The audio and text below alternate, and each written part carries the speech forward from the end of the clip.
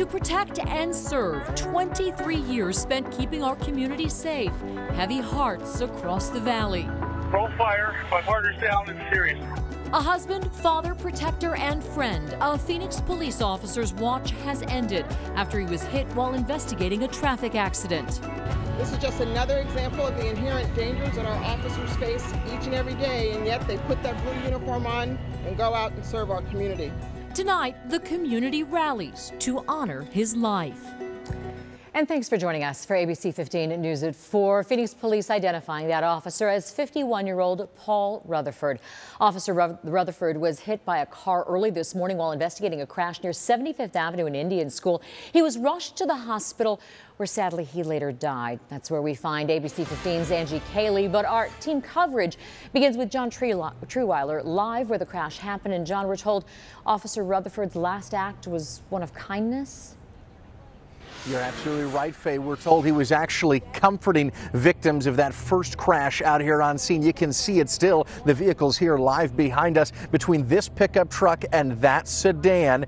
You can also see the white SUV. That is the SUV that hit that officer. This all happening before 9 o'clock this morning. That's when Phoenix police officers were on scene here at 75th Avenue and Indian School investigating that first crash, like we showed you, between those two first vehicles. According to witnesses here on scene, it's later on when that white SUV came through this scene and hit the officer, striking him. Witnesses say he flew into the air before coming to a final rest on the road, and he was unresponsive. Officers, of course, rushed to his aid, but his injuries just too severe to survive. Once again, you can get a live look out here. We did have a chance to speak with the two drivers of both these vehicles involved in the first crash. They are very young drivers. They were very emotional, very shaken, as you can imagine, having been in their own crash, then having seen this second crash happen, an officer getting hit in front of them. We'll have some reaction from them coming up at 5 and at 6.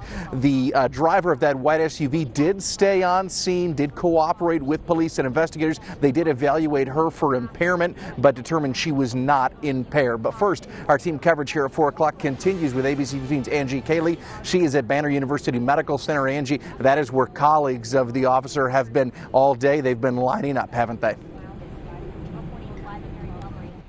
That's right, and just a tragic loss here. Officer Rutherford, just 51 years old and clearly very well respected, as we saw many of his colleagues here today, those officers and other first responders lining up outside of Banner while Officer Rutherford was wheeled out draped with the American flag. Chief Jeri Williams here for this somber show of support for the nearly 23-year veteran. Officers on motorcycles then led the procession to the medical examiner. Officer Rutherford worked out of the Maryvale precinct, which is where the crash was, near Indian School and 75th Avenue. Like John said, he leaves behind a wife and 2 adult children.